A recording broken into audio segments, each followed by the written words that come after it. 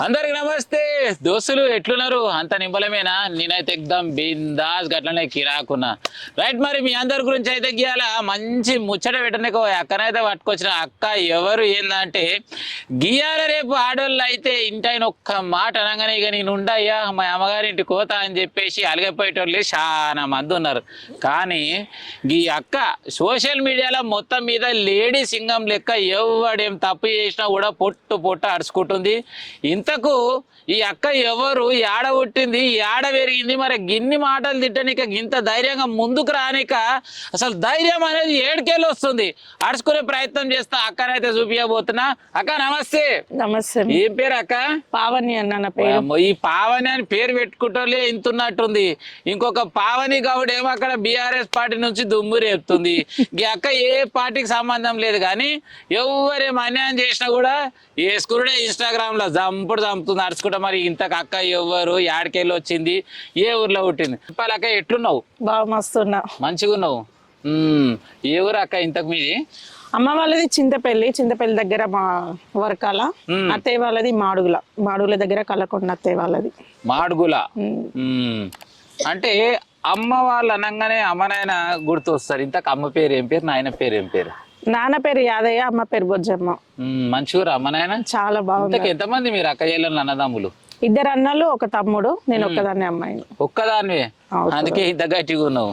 చెప్పారా మరి? ఇక మొత్తం మీద అమ్మ నాయన జన్మనిచ్చిర్రు, తర్వాత పెళ్లి చేసుకున్నావు, అత్తగారింటికి వచ్చినావు. ఇంతకు ఎంతమంది పిల్లలు అక్క? 2 బాబులు నాకు. 2 బాబులు. ఎట్లూరు పిల్లలు? చాలా బాగున్నారు. మంచిగా. అవునక్క, మీ ఇంటి ఆయన ఏం చేస్తుంటాడు? మా ఆయన ఆర్ఎంపీ డాక్టర్. RMP doctor. ఎట్లా నడుస్తుంది మరి కొలువు? పర్లేదు అన్న, ఇప్పుడు అంత నిమ్మలమే అంటావు. అవునక్క, నువ్వేం చేస్తావు ఇంతకు? ఏమి ఉన్నా బిజినెస్ చేస్తుంటా. బిజినెస్ ఏం బిజినెస్ చేస్తావు అక్క? చికెన్ షాప్ పెట్టినా నేను. ఊరిని అవ్వ, చికెన్ కొట్టు.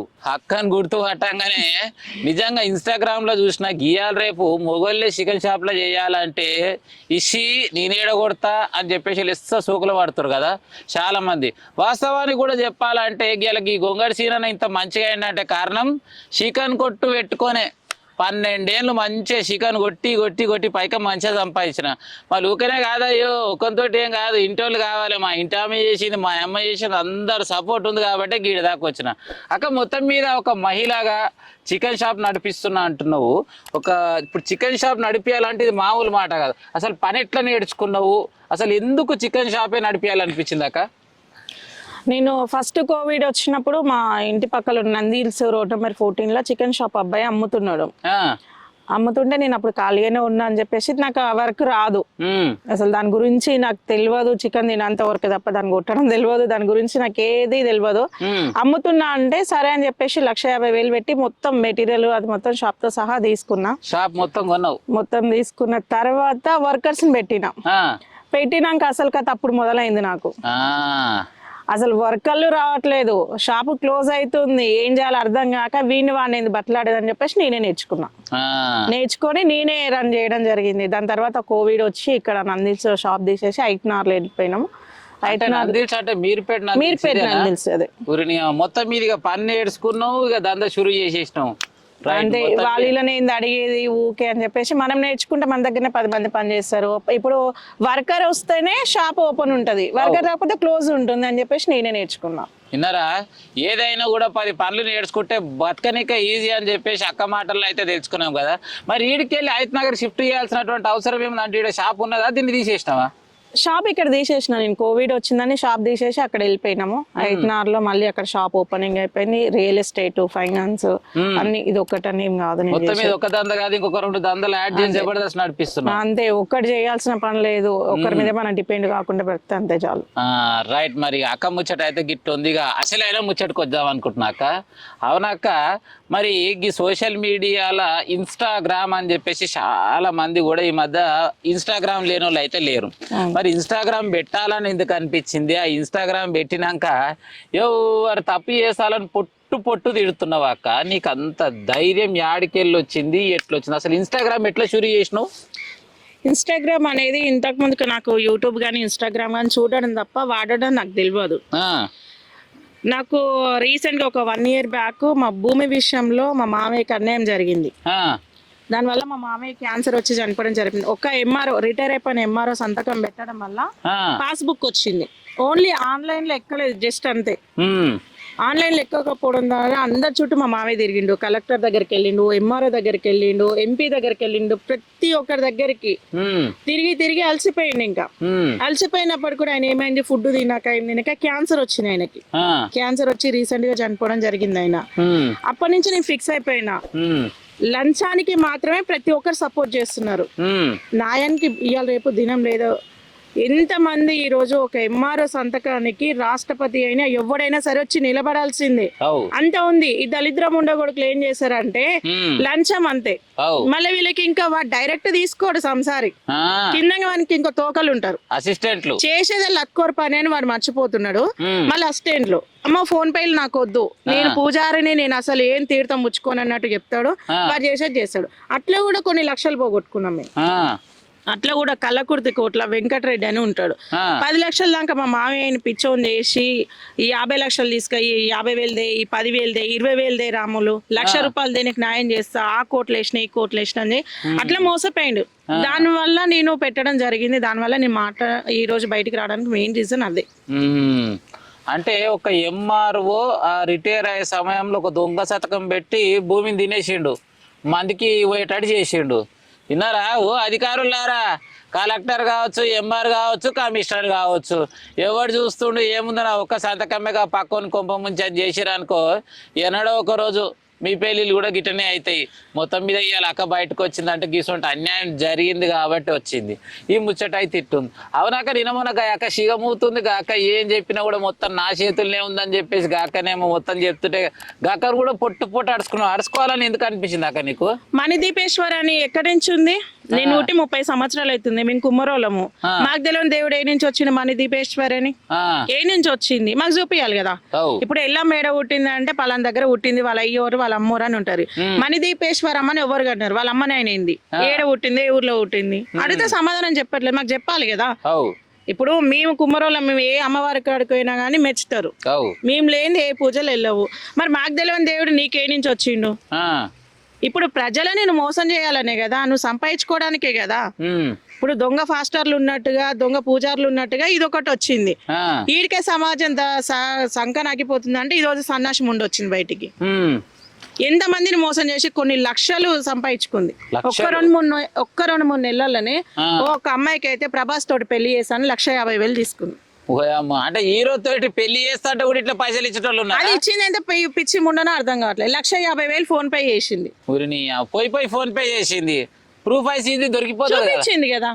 వచ్చింది మీడియా ముందుకు వచ్చింది, సంతోష్ మీడియా ఛానల్ కి వచ్చింది, చూపించింది. ఎవరికి ప్రతి ఒక్కరి దగ్గర ఆమె ఇంకా చాలా లాజిక్ ఏంటంటే, బలిసినోడు ఎట్లుంటాడు, బక్కోడు ఎట్లుంటాడు అని చూసుకొని మాట్లాడతాడు. బలిసినోడు ఉన్నాడు అనుకో సపరేట్ రూమ్ లోకి తీసుకొని మాట్లాడతాడు. బక్కోడు ఉన్నాడు అనుకో 15,000 పూజలకి, నాకైతే రూపాయి వద్దంటది. మరి రూపాయి వద్దంటున్నావు, 15,000 నొక్కేస్తున్నావు, అదేంది? ఇప్పుడు రూపాయి వద్దనే దానివి అమ్మవారి దగ్గరకు వచ్చినప్పుడు నువ్వు న్యాయం చేయాలి. 15,000 ఒక్క పూజకు 15,000 అంటే 3 పూజలు చేస్తుందంట. ఎంత అవుతుంది మొత్తం? 5,000 అవుతున్నాయి. మరి ఇదేంది? అందరు కోంటోలే కానీ కోడి ఎక్కడ పోయింది అన్నట్టు నువ్వు అన్ని నీతిలో చెప్తుంటివి. మరి ఇదే చక్కదనం. అందరు కోంటోలే కోడి ఎక్కడ పోయింది? మరి నేను తినను అమ్మవారికి ఎట్టురా అంటే అమ్మవారి వచ్చి తింటుందా? ఆ పేరు మీద నువ్వే కదా కొబ్బరికాయలు కొట్టని కదా అసలు. కొబ్బరికాయలు కూడా పూజలన్నీ నేనే చేస్తా అంటే ఒక్కొక్కసారికి 15,000, 3 సార్లకు 45,000. కానీ ఈ ప్రజలు కూడా ఏందో అక్క అంటే ఇక జాతర కడతారు. ఎగ్జాంపుల్ చెప్పాలంటే ఫలక్నామాకు సంబంధించి కాళీమాత అమ్మవారు ఉంది అక్క. చిన్నప్పటి సంది నేను 15 ఏళ్ళు మిరాల మండికి అదే తోపడుతూ పోయినా కానీ ఆ చెట్టు కింద ఏ రోజు ఒకరు పూజ చేసిన వాళ్ళు లేరు, ఏం లేరు. కానీ ఒక్క పోరగాడు పోయి ఇన్స్టాగ్రామ్ రీల్లో పెట్టేసింది అంటే ఇప్పుడు జాతర ఉంటుంది, మామూలు జాతర కాదు. కానీ నేను మన కొట్లాడలు కూడా అంటే ఆడ పూజ చేయనిక మా వంతన అంటే మన 30 ఏళ్ళ సంది లేని వంతన ఇప్పుడు ఎడికెళ్ళి వచ్చిందంటావు? అప్పుడు ఏ సందులో పన్నారో మరి, ఏ ఒత్తు సందనం అన్నారో ఇవాళ వంతన వచ్చింది. ఈ వంతన వచ్చింది. ఇంకొకటాక చాలా మంది ఎవరేం అన్యాయం చేసినా కూడా మరి ఇంత రుబాబుగా తిట్టడానికి నీకు అసలు ధైర్యం, బ్యాక్ సపోర్ట్ ఎవరక్క? బ్యాక్ సపోర్ట్ నాకు నేనే. ఎవరిని సపోర్ట్ తీసుకొని మనం ముందుకు ఎప్పుడు పోలేము, ఏదో ఒక రోజు పడిపోతాం. నా సపోర్ట్ నేనే. వాడున్నాడు వీడున్నాడు అని చెప్పేసి నాకు కష్టం వస్తాడు, వాడొస్తాడు వీడొస్తాడు అంటే అందరికంటే ముందు ఆడే పరిగెత్తాడు.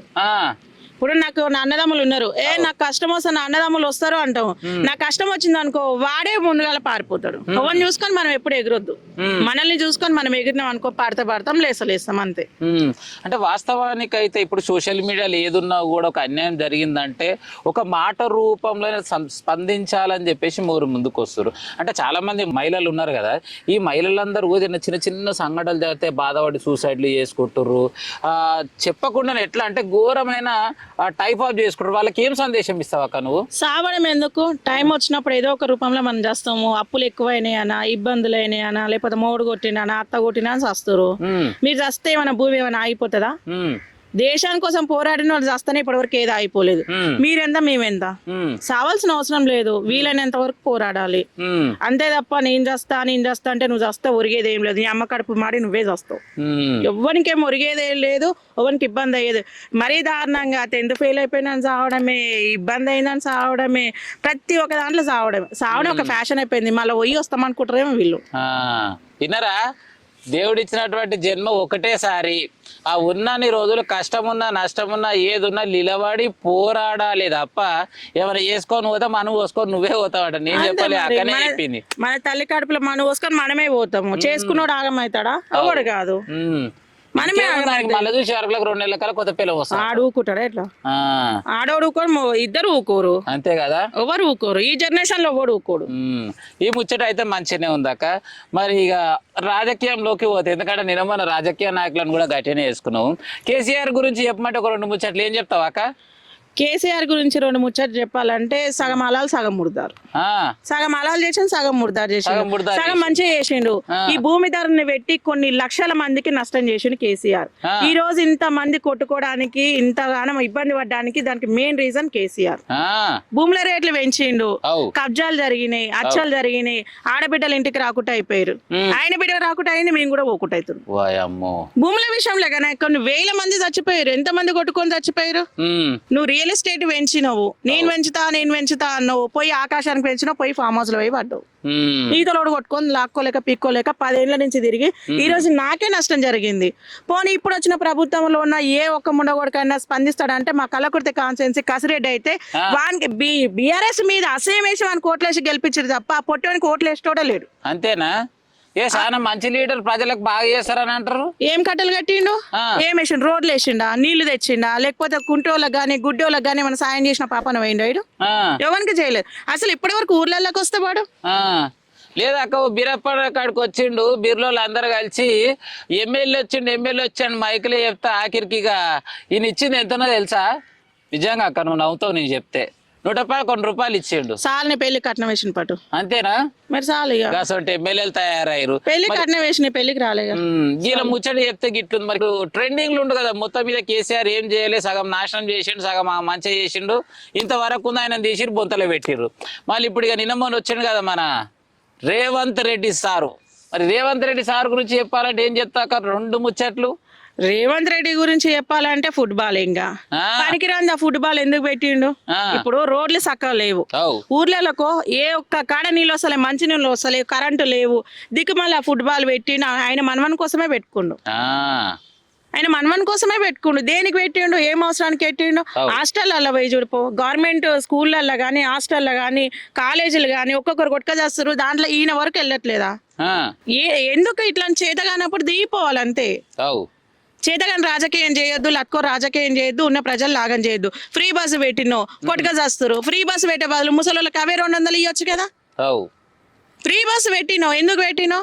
బలిసినోడు పోతుండు, బక్కోడు పోతుండు. 100-200 గత లేకుండా కూడా ఇవ్వాలి. రేపు ఉన్నాడు అడక తింటాను కాడ కూడా 65 రూపాయలు అన్నీ ఉంటాయి, కనీసం అడక తింటాను కానన్నా అంత నీచంగా కూడా పాడైతుండు. అంటే ఫ్రీ బస్ పెట్టినాక మహిళలకు రోజు కొనుక్కోవాలన్న రానిక చాలా ఆనందపడుతురు అంటున్నాను. ఆనందపడుతురు. ఎందుకు ఆనందపడుతురు అంటే జుట్లు పట్టు కొట్టుకోనికే, చీరలు ఇచ్చిపోయింది నాకు కొట్టుకోనికే, మొగాళ్ళని తిట్టనికే. 100 రూపాయలు పెట్టి మొగ టికెట్ తీసుకుంటే వానికి విలువనే లేకపోయి. ఇంత ముందుకు ఆడలను చూసి బస్ ఆపేది, ఇప్పుడు ఆడలను చూస్తే వాడు పారిపోతుండు పాకిస్తాన్ చూసినట్టు. అంతేనా? ఏడు ఆపుతుండ ఆడలను చూసి బస్సు ఆపుతుండా? విన్నారా? మరి బస్ స్టాండ్ ఉంటదిగా, మహిళలకే ప్రత్యేక గవర్నమెంట్ మహిళలకు విలువ ఇవ్వాలి, సీట్లని మహిళలకే అన్నారు కదా. ఇవి ఇవ్వాలి, ఎందుకంటే కొట్టుకుంటాం కదా, మరి మాకు కావాల్సింది ఆ మాత్రం. ఇప్పుడు మేము కొట్టుకుంటప్పుడు మాకు ఫ్రీడమ్ కావాలి, మళ్ళీ మీరు మొగోళ్ళ మధ్యలో వస్తే మీకు పడితే ఏమోది మా అన్ని నీళ్ళు అయిపోతాయి. అవును, మరి మేము కొట్టుకుంటాము, మాకు ఫ్రీడమ్ కావాలి, అందుకని మీరు మధ్యలో రావద్దు, అందుకే మహిళలకు మాత్రం అని రాసి పెడతాం. మధ్యలో వచ్చిరంటే కథ అవుతుంది, నిశ్చింతకాయలని రాలినట్టే. రైట్. ఇక రేవంత్ రెడ్డి గురించి అడిగితే ముచ్చట అయితే జబర్ చెప్పింది. మొత్తం మీద ఏదేమైనా ఫుట్బాల్ పెట్టుకుంటూ మనవాడు ఆయన ఇద్దరే ఆడుకురంట. అంతే మరి. ఆయన ఏమో కాదన్నా, ఇప్పుడు ఫుట్బాల్ పెట్టిండు, ఇప్పుడు ఈ దేశం మన తెలంగాణ ఎంతో మంది అబ్బాయిలు ఉన్నారు, కాలేజ్ అబ్బాయిలు కానీ స్కూల్, వాళ్ళ నోటని తీసుకుపోయినా ఆట వచ్చిన తీసుకొని నువ్వు ఆడిపించినావు. పోనీ వేరే దేశంకి వెళ్ళేమన్నా చేసినావా? వేరే దేశంకి వెళ్ళేమన్నా పెట్టి పోటీ పెడితే అరే గెలిచినాం కదా అని చెప్పినావు. అది లేదు ఇది లేదు, తిన్నది అరగక, రాత్రి తిన్న సర్ది కూడా అరగక అది పెడుతుంది, అన్ని కోట్లు పెట్టి ఏం లాభం ఉంది? ఎందుకు ఆ రాజకీయము? వాడేమో ఫామ్ హౌస్ లో పడినాడు, వీడు పోయే మనవన్నీ వేసుకొని తిరుగుతాడు, ఏమన్నా నచ్చినట్టు వాడు చేస్తున్నాడు. అంటే ఏది ఉంటది అంటే కుర్చీ మీద కూసోక ముందుకు ఒక అంత ఉంటది, కుర్చీలో కూర్చున్నాక ఒక అంత ఉంటది. కుర్చీలో కూసోక ముందుకేమో మొత్తం గిదాగం చేసి కట్టలు కడతాము మొత్తం. ఇక మీరు అన్నమే తినొద్దు, నా ఇంట్లో వచ్చి తినాలి అంటాడు. ఇప్పుడు అలా పిఎల్ అపాయింట్మెంట్ ఇస్తారా చూద్దాం? ఇయ్యరాక గరీబ్ ఇస్తే కనీసం మీటింగ్ కూడా ఓట్లు అడగడానికి వచ్చినప్పుడు చెప్పులు తీసుకొని కొట్టాలి ముండ కొడుకులని.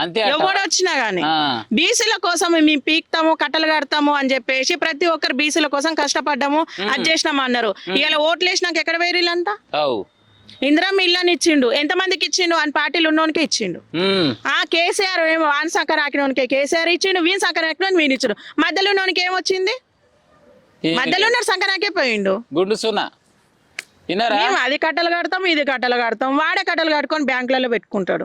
ఎవరికి ఎవడేం ఉద్దారకం చేసేవాడు ఎవ్వడు లేడు. అంత దొమ్మర నీతులు చెప్పి అన్ని చేసేటోడు తప్ప ఎవ్వడు రూపాయి సాయం చేసేవాడు లేడు. ఓట్లాడేటప్పుడు ఒంగొంగి దండాలు పెడతారు, ఇంట్లో గిన్నెలు తోముతారు, ఇంట్లో బట్టలు ఉత్తారు, వీళ్ళైతే పిల్లల ముడ్లు కూడా కడుగుతారు. ఇప్పుడు మళ్ళీ ఇంటికి పోతే కనీసం అపాయింట్మెంట్ ఇనాక పడి చేస్తారు. ముందు పిఏ లంచ కొడుకులు ఎక్కువ నాశనం అయిపోయారు. అవునాక నిజంగా నువ్వు చెప్పింది వాస్తవం. పిఏ గాన్లే అసలు సీఎం కంటే ఎక్కువ బిల్డప్ దెంగేది పిఏ గాన్లే. ఈయన కంటే ఎక్కువ బిల్డప్ దెంగేది ఆ సీఎం కూడా దెంగడు. ఈ లంచ కొడుకులే పిఏ సార్ చాలా బిజీ అంటాడు. ఏం దేనికి బిజీ? పీకనికి వేసినావా ఈయన కోర్టులో? బిజీ అని చెప్పనికి వేసినావా? మా కష్టం వస్తే చెప్పనికైనా కదా వీనికి గెలిపించింది, మా వల్ల కాదు కదా నువ్వు చేయాల్సింది. బిజీ అని మరి ఏం పీకనికి పోతుంది బిజీ అంటే? ఈ పిఎల్ ఎట్లా తయారయ్యారంటే పిఎల్ అని జర నువ్వు నింబలంగా ఏమన్నా ఫోన్ పే గూగుల్ పే ఏమన్నా కొట్టానేమో నీ నెంబర్ రెస్పాన్స్ ఉంటది. ఇంకా లెస్ ఉంటుంది ఏం లేదంటే ఏ నెత్తిన ఎందుకు రాబోయ్ బిజీ అని 2 అక్షరాలు చెప్తే అయిపోతుంది అన్నట్టు పక్కకి ఎడుతుర్రు. దేనికి బిజీ? ఇప్పుడు ఒక కాన్సెన్స్ మా కలకృతి కాన్సెన్స్ కి ఎమ్మెల్యే ఉండు, బిజీ అన్నావు. నువ్వు ఒక ఎమ్మెల్యేవి 24 గంటలు ఖచ్చితంగా నువ్వు పని చేయాల్సిందే. మాకు రోడ్ల గురించి ఏమైనా పని చేస్తున్నావా? కరెంటు లేక పని చేస్తున్నావా? నీళ్లు లేక పని చేస్తున్నావా? లేకపోతే మా ఊర్లో స్కూల్ లేక పని చేస్తున్నావా? ఏం పని చేస్తున్నావురా?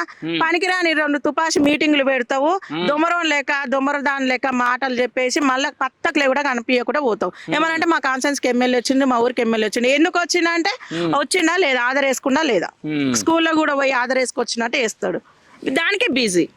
రైట్ అక్క. మొత్తం మీద అయితే ఎమ్మెల్యే గిట్టుంది. ఇంకొక అక్క గురించి అడుగుతాం. మరి సబితా ఇంద్రారెడ్డి గురించి చెప్పమంటే ఒక 2 ముచ్చట్లు ఏం చెప్తావు అక్క?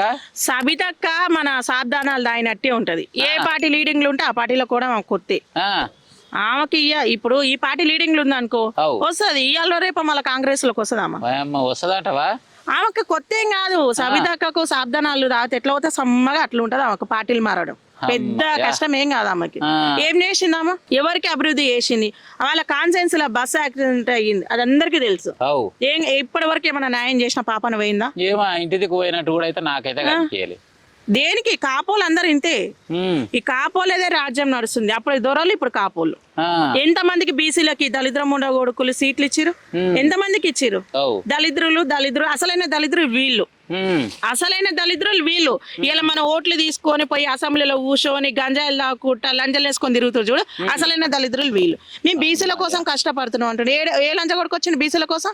ఇలా కాంగ్రెస్ ఉంది కదా లీడింగ్ లో, మరి ఎందుకో రాడు రేవంత్ రెడ్డి? ఇలా వచ్చి మాట్లాడాలి కదా, సాయం చేయాలి కదా. మొత్తం మీద అయితే సబితేంద్రక్క జోలి గిట్లుంది. ఈ ఇంకొకటి లాస్ట్ అడుగుతా, మరి తెలంగాణ రాష్ట్ర సీఎం అంటే అందరు కొలువులు ఇచ్చినో చేయలేదు కానీ ఆయన బిడ్డకైతే మంచి కొలువు ఇచ్చుకోండు. కవితక్క గురించి చెప్పాలంటే ఏం చెప్తావు అక్క 2 ముచ్చట్లు?